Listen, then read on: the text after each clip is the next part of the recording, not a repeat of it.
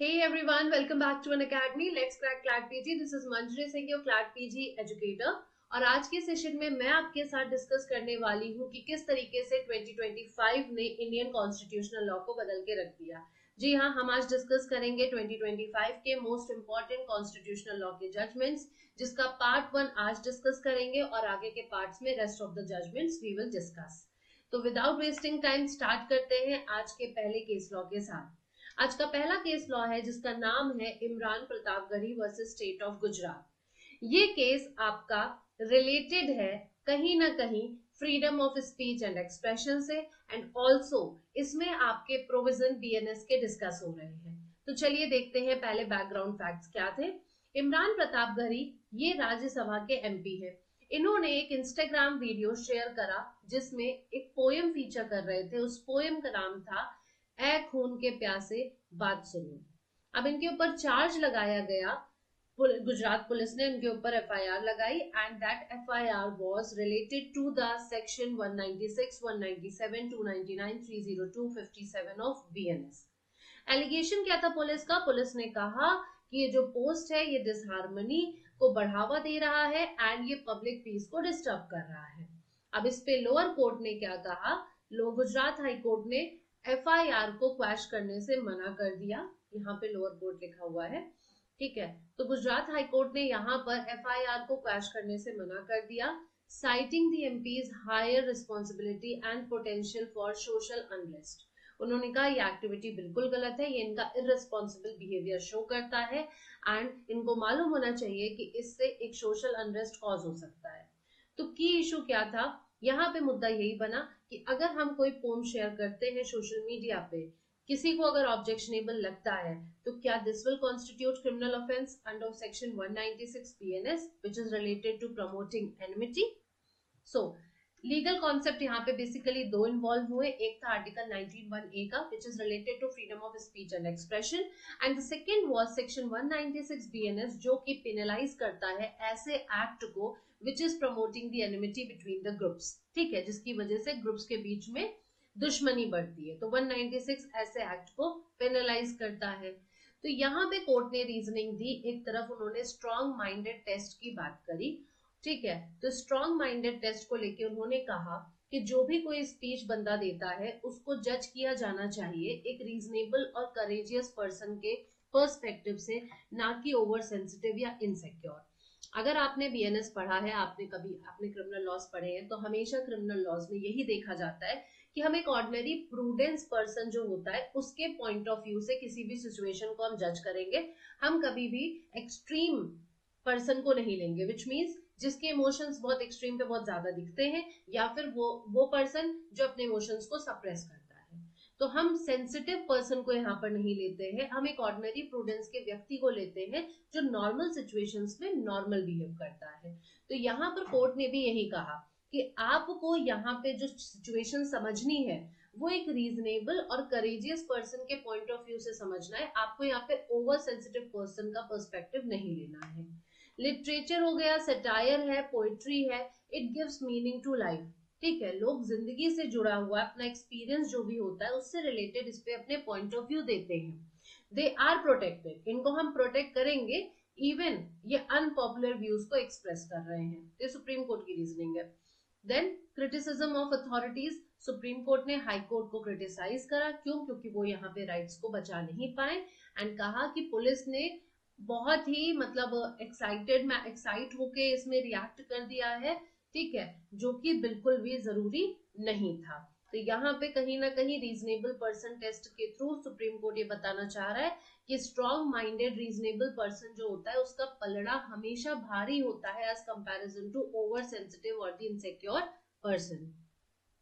सो final verdict में ये हुआ कि एफआईआर को क्वैश कर दिया गया, जिसको हाई कोर्ट ने करने से मना कर दिया था, एंड जितनी भी प्रोसीडिंग्स थी एपेलेंट के खिलाफ उसको सेट असाइड कर दिया। कोर्ट ने कहा कि पोम में कोई भी नॉन वायलेंट, मतलब पोम में कोई भी वायलेंट मैसेज नहीं है, it contains only the non violent message. So की डायरेक्शंस क्या दिए गए? कहा गया कि पुलिस ऑफिसर्स को एक तरह से कॉन्स्टिट्यूशनल वैल्यू के गार्डियंस की तरह काम करना चाहिए, ना कि इंस्ट्रूमेंट ऑफ सप्रेशन। दूसरा, क्रिमिनल लॉ को हम यूज नहीं कर सकते टू साइलेंस द क्रिटिसिज्म और द आर्टिस्टिक एक्सप्रेशन।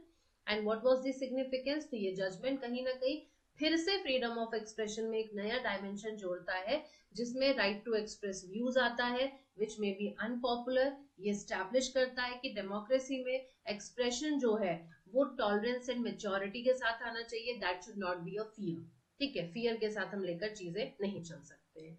तो ये था आपका इमरान प्रतापगढ़ी का जजमेंट। सेकेंड जो केस आता है, second case of the session is Madras bar association versus Union of India. Very important case, और शायद मैंने इसको पिछले जब मैंने मोस्ट पावरफुल जजमेंट्स आपको सुप्रीम कोर्ट के पढ़ाए हैं उसमें भी मैंने डिस्कस करा है। उसका पार्ट 2 मैं आपके साथ लेकर आऊंगी, बिकॉज ऑफ सम इश्यूज मैं वो अभी नहीं ला पाई हूँ। सो मैं इस सेशन के बाद जरूर उसको डिस्कस आपके साथ करूंगी। तो यहाँ पे देखिए एमबीए करके क्या लिखा है, एमबीए का full form is Madras bar association. तो 2020 में एमबीए 4 इसको सुप्रीम कोर्ट ने स्ट्राइक डाउन किया। 2021 में एमबीए 5 को सुप्रीम कोर्ट ने स्ट्राइक डाउन किया। एंड देन कम्स 2021 जहां पे ट्रिब्यूनल रिफॉर्म एक्ट बनाने की बात होती है, पार्लियामेंट इसको री इनैक्ट करता है। तो बैकग्राउंड समझ लेते हैं। बैकग्राउंड में ये हुआ है कि पार्लियामेंट ने एक ट्रिब्यूनल रिफॉर्म्स एक्ट 2021 बनाया है, जिसमें जो भी ट्रिब्यूनल के मेंबर्स हैं उनके टेन्योर और उनके सर्विस कंडीशंस को रेगुलेट करने की बात करी गई है। तो कॉन्फ्लिक्ट कहां से आ रहा है? कॉन्फ्लिक्ट ये आ रहा है कि ये जो एक्ट है इसने कुछ प्रोविजंस को फिर से ले आया है, जैसे कि 4 इयर्स का टेन्योर हो गया, एज लिमिट्स हो गई, ठीक है, जो इसेंशियली आइडेंटिकल है एमबीए 4 और एमबीए 5 से, जिसको ऑलरेडी सुप्रीम कोर्ट ने स्ट्रक डाउन कर दिया था। विच मीन्स वही बात हो गई कि जिसको हटाया गया उसको किसी न किसी फॉर्म में हम दूसरे तरीके से लेकर आ जाते हैं। तो एमबीए 4 और एमबीए 5 सुप्रीम कोर्ट ने स्ट्राइक डाउन करा था, उसमें जो चीजें थी वही चीजें ट्रिब्यूनल रिफॉर्म्स एक्ट में कुछ चीजें वापस से आ गई हैं। तो मद्रास बार एसोसिएशन ने इस एक्ट को चैलेंज करा। उन्होंने कहा कि यार हमारा तो हटा दिया गया था, अब ये क्या हो रहा है कि ये तो पार्लियामेंट फिर से लेकर आ जाती है। तो एक तरह से देखा जाए तो सुप्रीम कोर्ट का जो डायरेक्शंस है, उस जो बाइंडिंग डायरेक्शंस होते हैं, ये कहीं ना कहीं उसका वायलेशन हो रहा है। तो की इशू क्या आया? की इशू ये आया कि क्या पार्लियामेंट री इनैक्ट कर सकता है प्रोविजंस को जिसको ऑलरेडी सुप्रीम कोर्ट ने डिक्लेयर कर दिया है अनकॉन्स्टिट्यूशनल। बहुत इंपॉर्टेंट एस्पेक्ट है, ये तो एक ऐसा कॉन्सेप्ट है जो आपको मालूम होना ही चाहिए कॉन्स्टिट्यूशनल लॉ के पर्सपेक्टिव में। तो यही चीज है कि अगर सुप्रीम कोर्ट ने किसी भी चीज को अनकॉन्स्टिट्यूशनल डिक्लेयर कर दिया है, तो क्या पार्लियामेंट फिर से उस चीज को लेके लॉ बना सकती है without curing the legal defects? पिछले जजमेंट में जो भी डिफेक्ट सुप्रीम कोर्ट ने बताया, क्या बिना उसको क्योर करे वापस से पार्लियामेंट उन प्रोविजंस को बना सकती है? अब इस पे बात आती है सेपरेशन ऑफ पावर की। लीगल कॉन्सेप्ट जो मेन इंट्रोड्यूस इसमें हुआ, मेन जो डिस्कस किया गया, that was separation of power. अब लेजिस्लेचर एक तरफ है और एक तरफ जुडिशरी है, इन दोनों के बीच में कहीं ना कहीं म्यूचुअल रिस्पेक्ट तो है, ठीक है, दैट इज इंपॉर्टेंट।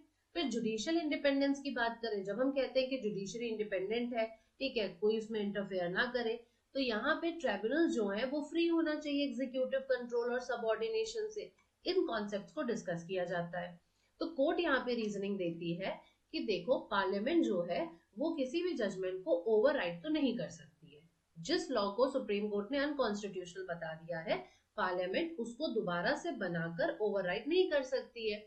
इसको अनकॉन्स्टिट्यूशनैलिटी के बेसिस को कम से कम रिमूव करना पड़ेगा, यानी कि डिफेक्ट को क्योर करना पड़ेगा।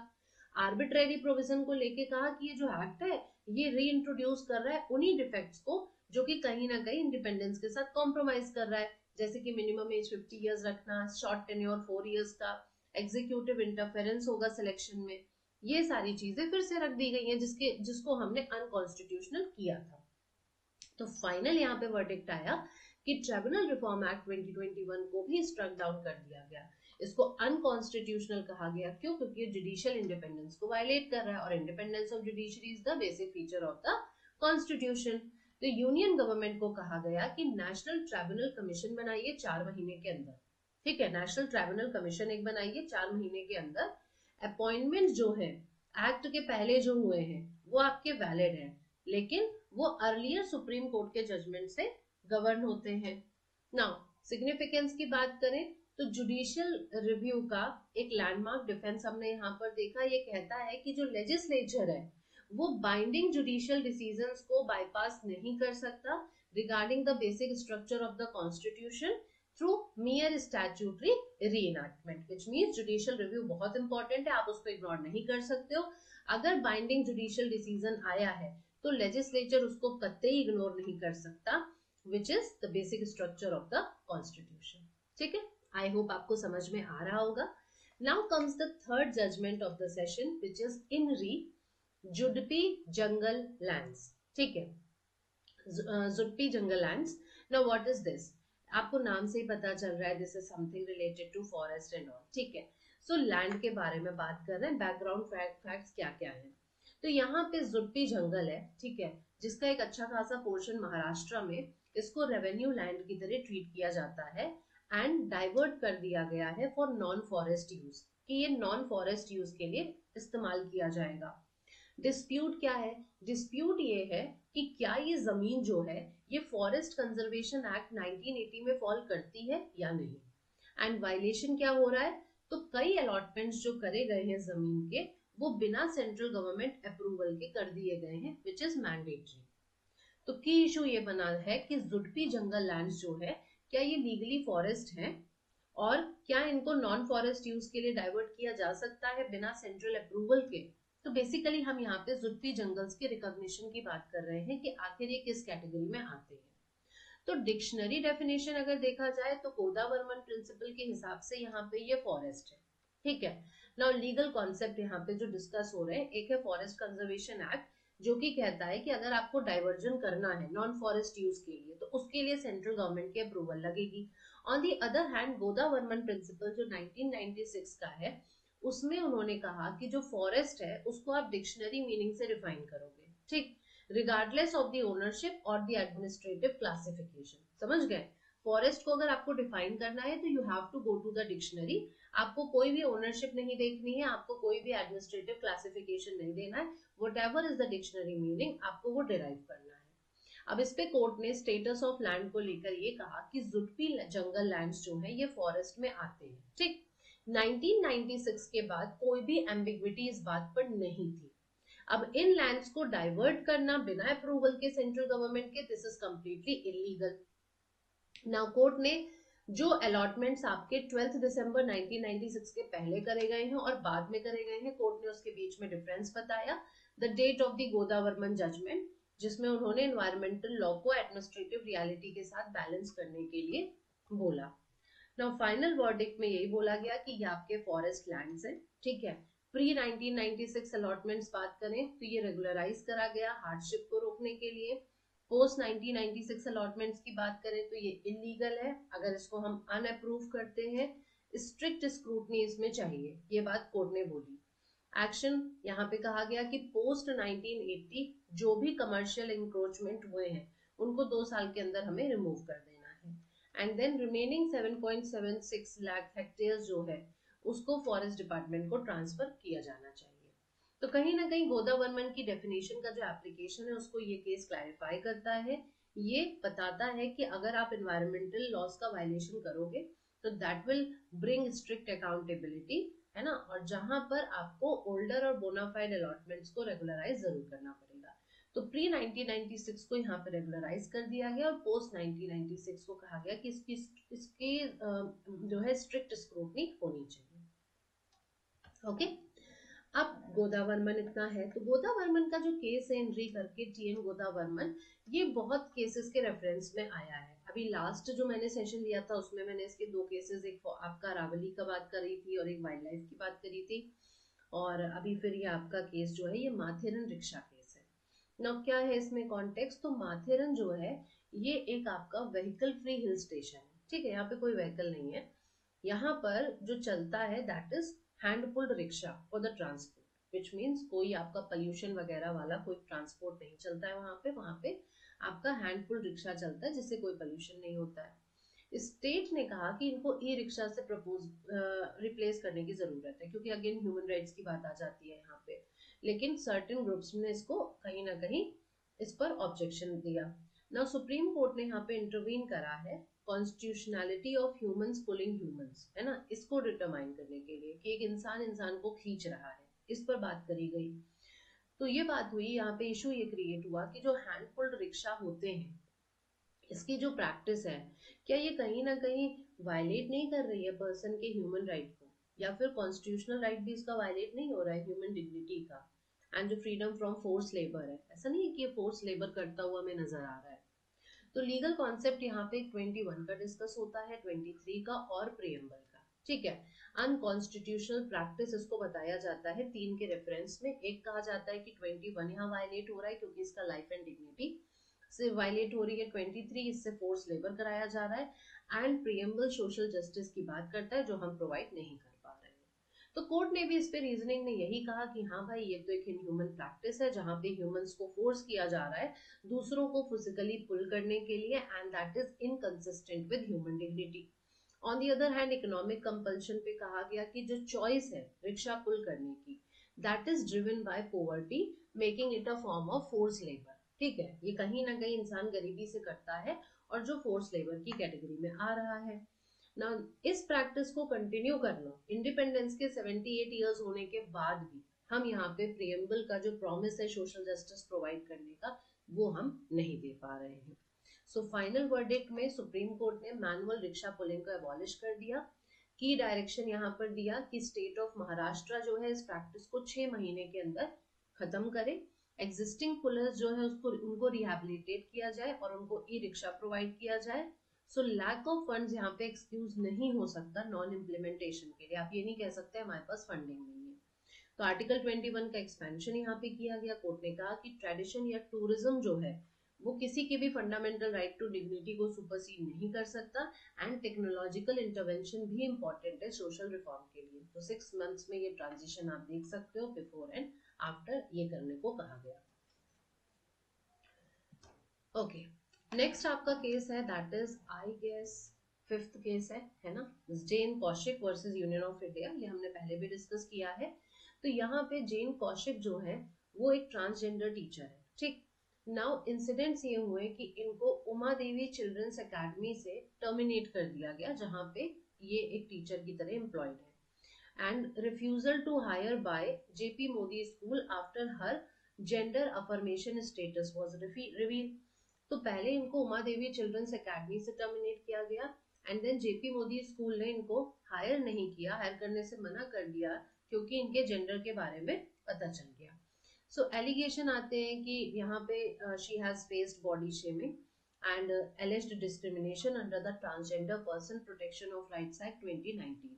तो की इशू यहाँ पे क्या बना कि क्या एक एम्प्लॉयर को परमिशन जेंडर अफर्मेशन सर्जरी के लिए लेनी होती है, ठीक है। अगर उसको सर्जरी करानी है तो क्या उसको अपने एम्प्लॉयर से परमिशन लेनी पड़ेगी। एंड दूसरा, एम्प्लॉयमेंट के लिए मना करना जेंडर आइडेंटिटी के बेसिस पर, क्या ये 2019 के एक्ट को वायलेट नहीं कर रहा है, and also constitutional right article 25 fundamental right को वायलेट नहीं कर रहा है। तो लीगल कॉन्सेप्ट यहाँ पे एक तो 21 का आता है जहाँ पे हम राइट टू सेल्फ डिटर्मिनेशन और प्राइवेसी की बात करते हैं। Right to life and dignity includes right to self determination and privacy. And दूसरा सेक्शन 9 यहाँ पे इन्वॉल्व होता है ट्रांसजेंडर पर्सन एक्ट का, जो प्रोहिबिट करता है डिस्क्रिमिनेशन को एम्प्लॉयमेंट में। तो कोर्ट ने रीजनिंग दी कि देखो भाई, gender identity is a matter of personal autonomy, ठीक है। जेंडर आइडेंटिटी जो होती है वो एक पर्सनल ऑटोनॉमी का मैटर है, मतलब कि हम कौन सा जेंडर चूज करना चाहते हैं हमारा चॉइस है। एम्प्लॉयर्स जो है वो परमिशन यहाँ पे डिमांड नहीं कर सकते कि आपको हमसे परमिशन लेनी पड़ेगी। नोटिस सिर्फ एडमिनिस्ट्रेटिव रिकॉर्ड के लिए होता है, आपके पर्सनल कोई आपका एक्शन है उसके लिए नहीं होता है। ओमिसिव डिस्क्रिमिनेशन की बात करी, गवर्नमेंट ने यहाँ पर जो है बोला कोर्ट ने कि गवर्नमेंट यहाँ पे कोई भी ग्रीवेंस मैकेनिज्म क्रिएट नहीं कर पाई है, एंड इसकी वजह से state is liable for the violation of right जो डिस्क्रिमिनेटरी स्कूल्स में चल रहे हैं। तो एम्प्लॉयर के राइट्स जो है आपको एडमिनिस्ट्रेटिव नोटिस में चाहिए। अगर कोई पर्सनल ऑटोनॉमी का कोई मेडिकल चॉइस आपका कोई भी मेडिकल चॉइस रिलेटेड डिसीजन है या प्राइवेसी रिलेटेड कुछ भी है, तो वहां पे एम्प्लॉयर से आपको बिल्कुल भी पूछने की जरूरत नहीं है। जजमेंट ये हुआ कि 50,000 कंपेंसेशन दोनों ने each bye JP Modi school, the union and the state, 3 लोगों ने 50,000 का कंपेंसेशन दिया। एम्प्लॉयर्स को यहाँ पे ग्रीवांस रेड्रेसल मैकेनिज्म तुरंत मेंटेन करना पड़ेगा, एंड स्ट्रिक्ट प्रोहिबिशन लगाया गया एम्प्लॉयर्स पे कोई भी मेडिकल चॉइस अगर है किसी की जेंडर ट्रांजिशन से लेके तो you are not going to ask that, ठीक है, आप उस बारे में बिल्कुल भी पूछने वाले कोई भी नहीं होते हो। सिग्निफिकेंस की बात करें तो क्रिटिकल एनफोर्समेंट यहाँ पे 2019 एक्ट का होता है। ये ओमिसिव डिस्क्रिमिनेशन एस्टैब्लिश करता है which is failure of the state to protect, it is actionable and ये सिक्योर करता है right to bodily autonomy in the work place. So final verdict यहाँ पे क्या हुआ, डिस्क्रिमिनेशन एस्टैब्लिश किया गया, ठीक है, एंड कंपेंसेशन वाज अवॉर्डेड।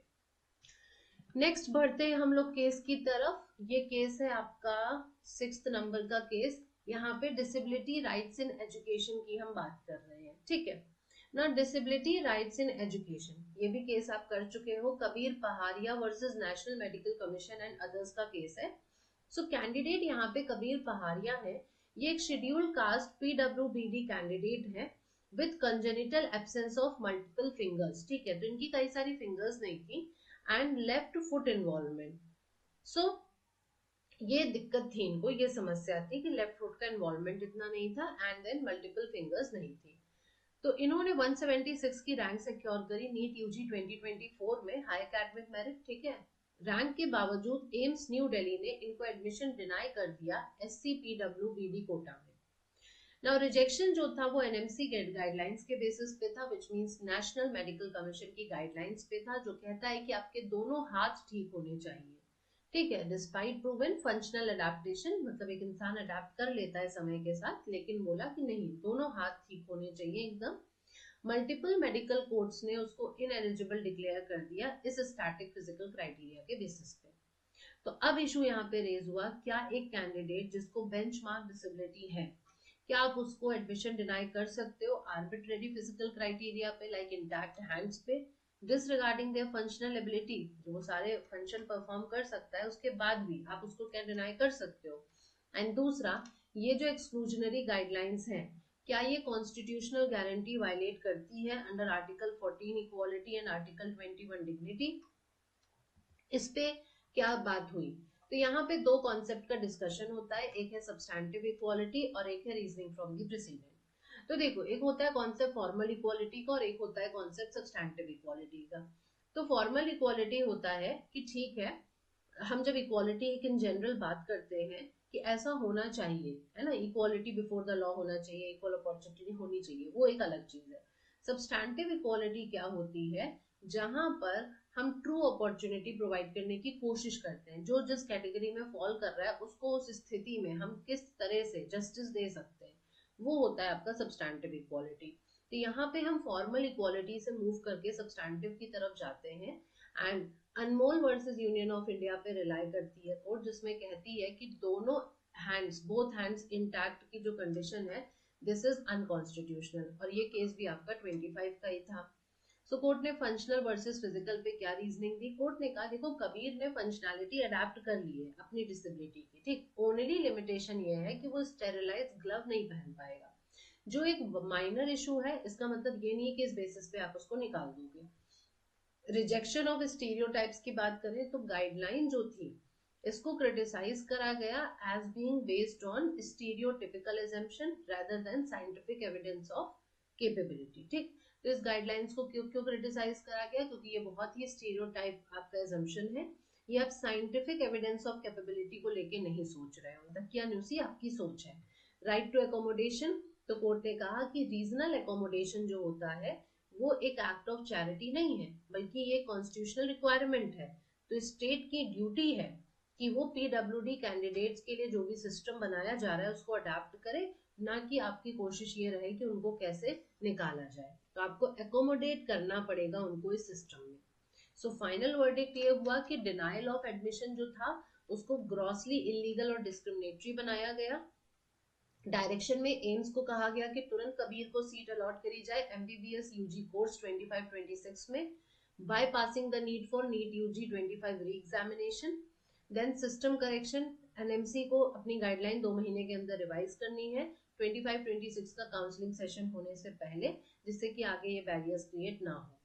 तो ये जो मेडिकल फिटनेस स्टैंडर्ड्स हैं आपके, ठीक है, जजमेंट जो है ये मेडिकल फिटनेस स्टैंडर्ड को रीइंफोर्स करता है कि इनको इन्वॉल्व किया जाना चाहिए फंक्शनल कॉम्पिटेंसी को प्रायोरिटाइज करने के लिए over rigid physical definitions. Okay, next आपका आता है केस नंबर 7, आप इसको इग्नोर कर देना, मॉड्यूल नहीं है ये। सो एम्प्लॉयमेंट एंड डिग्निटी से रिलेटेड आपका नेक्स्ट केस आता है, दैट इज केस नंबर 7, धर्म Singh and others versus state of UP and another. क्या है ये केस? तो यहाँ पे क्या होता है कि क्लास 4 एम्प्लॉयज हैं, 5, ठीक है, 5 क्लास 4 एम्प्लॉयज हैं and there is a driver जिसको यूपी हायर एजुकेशन सर्विस ने एम्प्लॉयमेंट दे रखी है कमीशन ने। 1989 से लेकर 1992 के बीच के ये लोग हैं, ठीक है, ये 5 जने हैं। नाउ ये एंगेज्ड है एडहॉक या डेली वेज बेसिस पर, लेकिन ये रेगुलर वर्क करते हैं, मतलब पिछले 30 साल से ये लोग रेगुलर वर्क करते आ रहे हैं, और जबकि इनकी पोजीशन क्या है, एडहॉक या फिर डेली वेज बेसिस वाली। नाउ रेगुलराइजेशन जो है, जब इन्होंने डिमांड करी तो उसको मना कर दिया गया फाइनेंशियल कंस्ट्रेंट्स बता के, और कहा गया कि सैंक्शन पोस्ट की कमी है।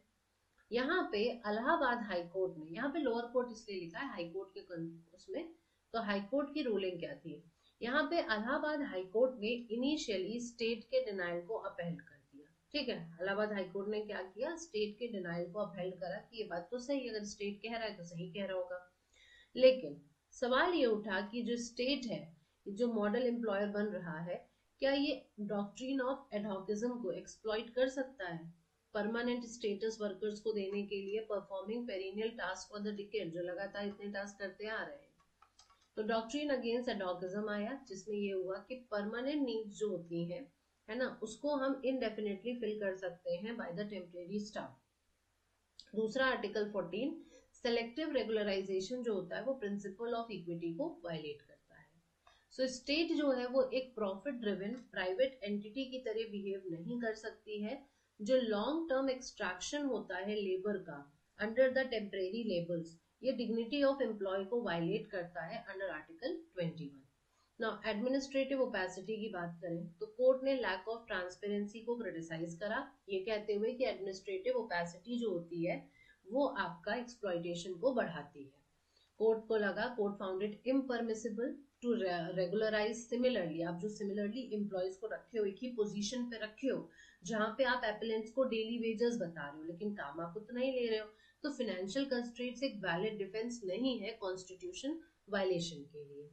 सो इलाहाबाद हाई कोर्ट का डिसीजन सेट असाइड कर दिया गया एंड इन एपेलेंट्स को रेगुलराइज करा गया रेट्रोस्पेक्टिवली 2002 से, ठीक है, इतने बैक डेट से इनको रेगुलराइज करा गया एंड फाइनेंशियल रेस्टिट्यूशन पे कहा कि पूरी इनकी बैक वेजेस जो भी है, क्योंकि रेट्रोस्पेक्टिव इफेक्ट हो रहा है, तो 2002 से इनका जो भी पैसा बनता है वो आप इनको देंगे, ठीक है, इनकी सर्विस कंटिन्यू रहेगी एंड सारे जो बेनिफिट्स हैं वो सब इनको प्रोवाइड करे जाएंगे।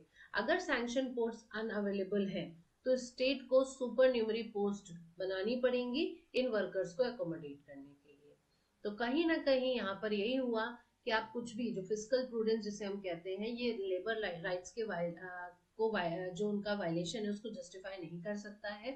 ये जजमेंट एडहॉक एम्प्लॉयज के प्रोटेक्शन के लिए बहुत इंपॉर्टेंट जजमेंट है, ठीक है, जहां पर स्टेट मशीनरी इनका क्या करती है, इंडेफिनिट एक्सप्लॉइटेशन करती है, ठीक। तो this was permanent retrospective effect, this case was related to this very important judgment. Next पढ़ते हैं हम लोग जजमेंट की तरफ। ये हमारा था 7 नंबर का, दिस इज 8th, ठीक है, this is 8th। Gender equality in the arm forces, again ये भी हमने डिस्कस करा है। अब आपने देखा होगा कि जैग का जो पेपर होता है, जैग का जो पोस्ट निकलती है, वैकेंसी जब निकलती है तो जैग में बहुत कम लिमिटेड पोस्ट होती है। उन लिमिटेड पोस्ट में भी कुछ मेन की और कुछ वुमेन की होती है जो बराबर नहीं होती है। अक्सर ये देखा गया है कि जो मेन की पोस्ट होती है वो वुमेन के डबल होती है, तो वैसे ही इतनी कम पोस्ट है, फिर आप उसमें और भी कम निकाल रहे हो। तो Ashnoor Kaur versus Union of India, क्योंकि वहां पे हम जनरल वगैरह करके नहीं बोल रहे, वहां पे हम मेन और वुमेन करके निकालते हैं। ऐसा नहीं है कि यूआर है और फिर वुमेन है, अगर यूआर प्लस वुमेन होती तो वुमेन की सीट यूआर वाली भी होती और वुमेन की भी होती। बट अब जब मेन और वुमेन निकाल रहे हो तो आप स्पेसिफिकली बता रहे हो कि वुमेन बस इतनी ही सीट पर आ सकती है। तो जैक की जो रिक्रूटमेंट पॉलिसी है वो स्पेसिफिक पोस्ट रिजर्व करती है मेन और वुमेन के लिए, 6 हो गई मेन के लिए, 3 हो गई वुमेन के लिए। पेटिशनर यहाँ पे अर्शनूर कौर है एंड अदर्स, जिन्होंने 4 और 5 रैंक सिक्योर करी थी ओवरऑल मेरिट लिस्ट में। अब अगर तीन सीटें वुमेन के लिए, तो 4 और 5 वाली कहाँ जा पाएगी, नहीं जा पाएगी। तो हायर रैंक उनकी थी। अब जैसे 6 वैकेंसी है तो 6 वैकेंसी में जो मेन की रैंक रही होगी उससे उन लोगों की रैंक ज्यादा थी, विच मीन्स ओवरऑल अगर देखा जाए 6 और 3 9 यहाँ पे बन रहा है, तो 9 में ऐसा नहीं है कि वो 10th नंबर पे थी, वुमेन में उनकी 4 और 5 थी, और अगर ओवरऑल देखा जाता तो मेन जो 6 है उसमें भी उनको अगर ओवरऑल करके रखते तो वो पहले आ रही थी, उनकी रैंक ऊपर थी, उनके मार्क्स ज्यादा थे।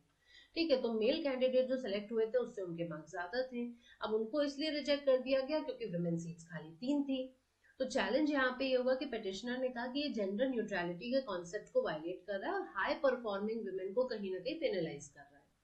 तो सवाल ये उठा कि जो जेंडर बेस्ड सीलिंग है रिक्रूटमेंट में, क्या वो 15 और 16 आर्टिकल को वायलेट करता है, जहां पे हम मोर मेरिटोरियस वुमेन को रोकते हैं from being selected over the less meritorious main, है ना। अब ये देखो इमेज आप देख सकते हो कि मान लीजिए 6 सीटें जो मेन के लिए हैं, उसमें ये बंदा 1 वाला हो गया, ये 2 वाला हो गया और ये 3 वाला हो गया। ठीक, अब क्या है कि यहाँ पे पीछे ये जो लड़के खड़े हैं, ये नंबर 4 वाले हैं, ये नंबर 5 वाले हैं।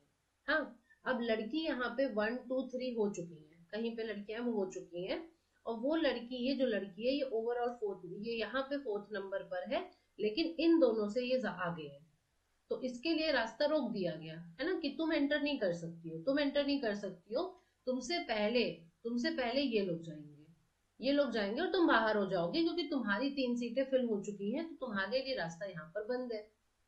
समझ ना, कंफ्यूज मत होना 4 4 5 देख के, मैं किस रेफरेंस में बात कर रही हूँ वो मैंने बताया। तो इनके लिए तो रास्ता बंद कर दिया गया। अब यहाँ पे क्या हुआ कि लीगल कॉन्सेप्ट इनडायरेक्ट डिस्क्रिमिनेशन का इन्वॉल्व है। भाई जो पॉलिसीज न्यूट्रल दिखती हैं, प्रोटेक्टिव दिखती हैं, लाइक कोटाज, लेकिन एक्चुअली में क्या कर रही है, वो एक प्रोटेक्टेड ग्रुप को डिसएडवांटेज कर रही है। मेरिटोक्रेसी की बात करें तो सिलेक्शन स्ट्रिक्टली परफॉर्मेंस स्टैंडर्ड्स पर होना चाहिए। कोर्ट ने यहाँ पे बात करी सीलिंग वर्सेस फ्लोर की। उन्होंने कहा रिजर्वेशन जो विमेन का है यहाँ पे, वो एक कैप की तरह एक्ट कर रहा है। 50:50 जेंडर रेशियो या स्पेसिफिक कोटा आप यूज नहीं कर सकते हो विमेन को रिजेक्ट करने के लिए जो ओपन मेरिट पे क्वालिफाई हुई है। हिस्टोरिकल बायस, तो पुलिस ने यहाँ पर हिस्टोरिकल एक्सक्लूजन के बारे में बात करी कि कैसे क्या होता आया है। एंड उन्होंने कहा service conditions and selection criteria है, मेन और विमेन दोनों के लिए सेम है। तो अगर मेरिट लिस्ट को आप सेपरेट कर रहे हो तो ये आर्बिट्रेरी है, ऐसा तो है नहीं कि आप उनको कुछ लेवरेज दे रहे हैं, क्राइटेरिया दोनों का सिलेक्ट करने का सेम है।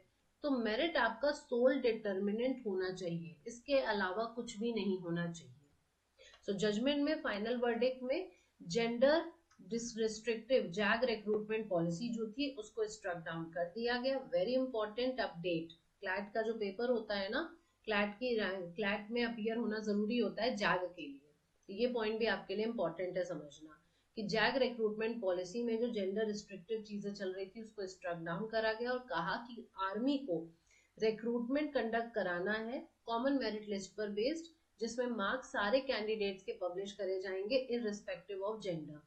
पेटिशनर अशनूर कौर को immediately next JAG training course में इंडक्ट किया जाए।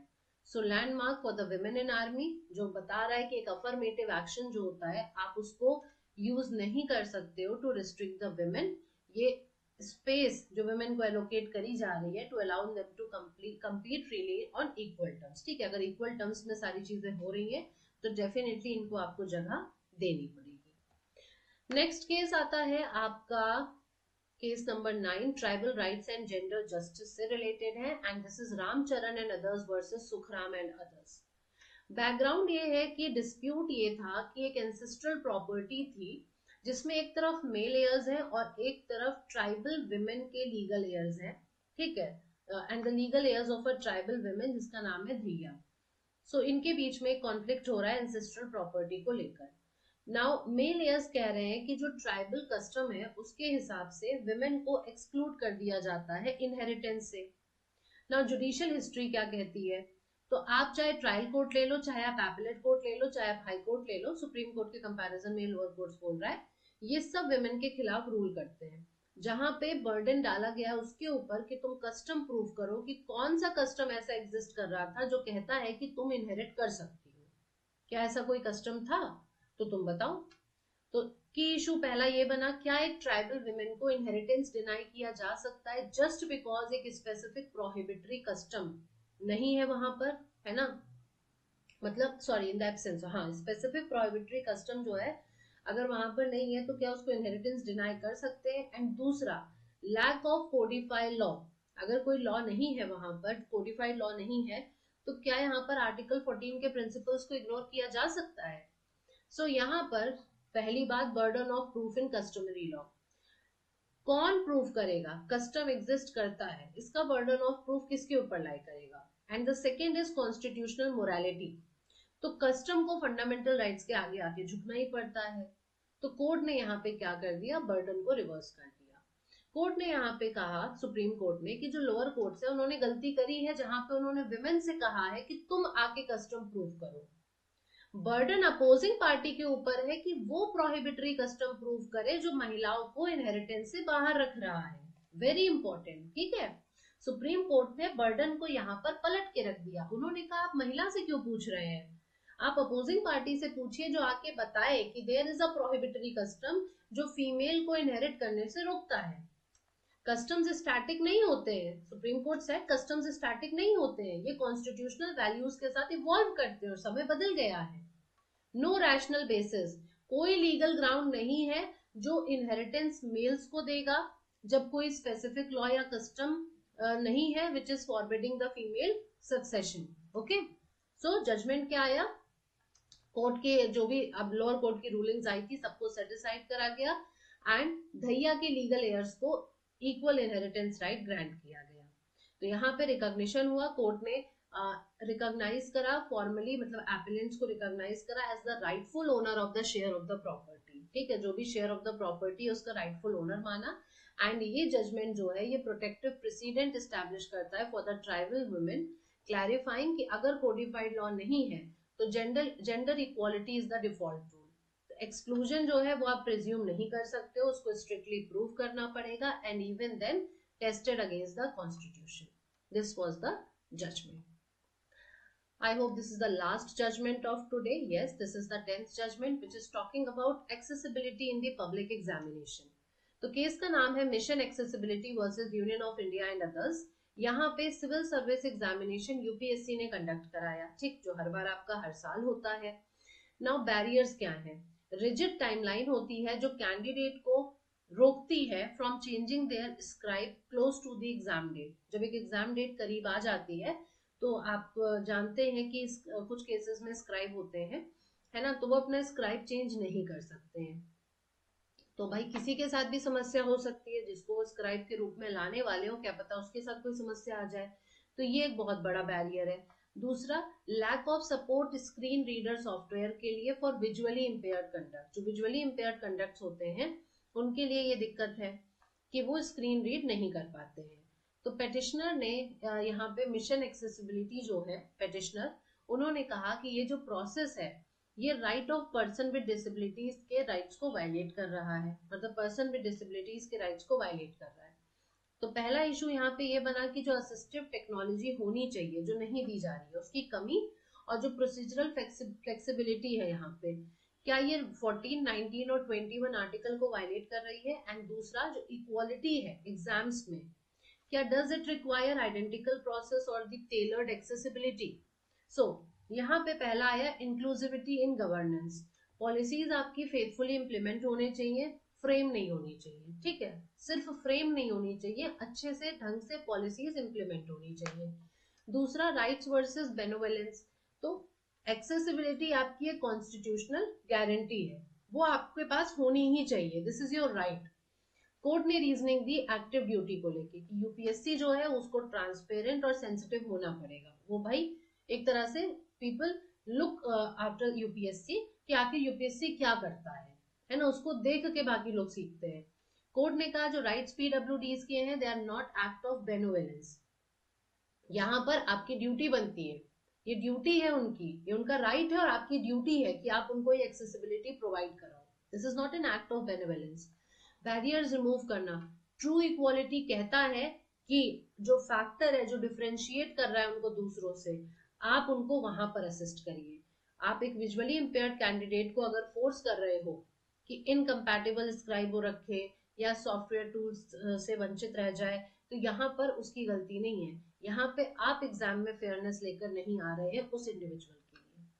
सो डायरेक्शन इशू करे गए कि जो भी एग्जाम एक्सेसिबिलिटी प्रोटोकॉल है उनको फिर से ठीक किया जाए जहां पे जो भी कमी है। स्क्राइब फ्लेक्सिबिलिटी को लेके कैंडिडेट्स बोला गया कि कैंडिडेट जो है वो एक चेंज ऑफ प्रिस्क्राइब रिक्वेस्ट कर सकते हैं up to the 7 days before the exam. ठीक है, यूपीएससी डिसाइड करेगा इसको 3 दिन के अंदर। टेक्नोलॉजिकल मैंडेट की बात करें तो यूपीएससी जो है वो प्लान सबमिट करेगा within 2 months to deploy and standardise screen reader software. Coordination collaboration mandate किया गया with the ministry of social justice to create uniform guidelines. तो यहाँ पे बर्डन ऑफ एक्सेसिबिलिटी शिफ्ट होता है from the candidate to the institution.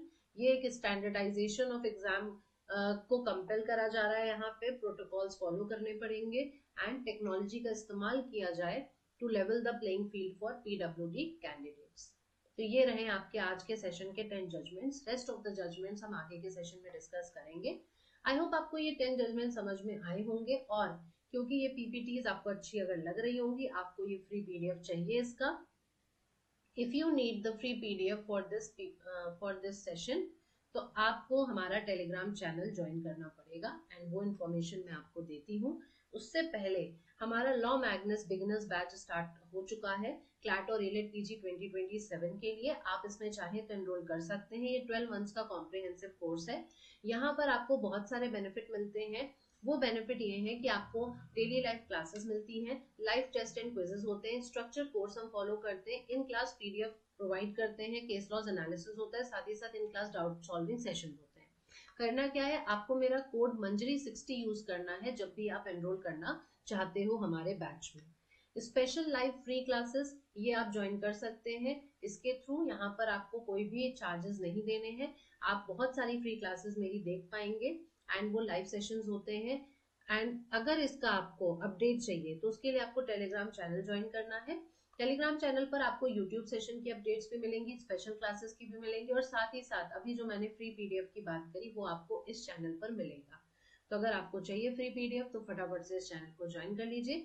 आज का session अगर पसंद आया होगा लाइक जरूर करना, अपने फ्रेंड्स के साथ शेयर करना मत भूलना, एंड ऑल्सो अगर चैनल को सब्सक्राइब नहीं किया तो सब्सक्राइब कर देना। Bye bye, take care, thank you so much, मिलते हैं नेक्स्ट सेशन में।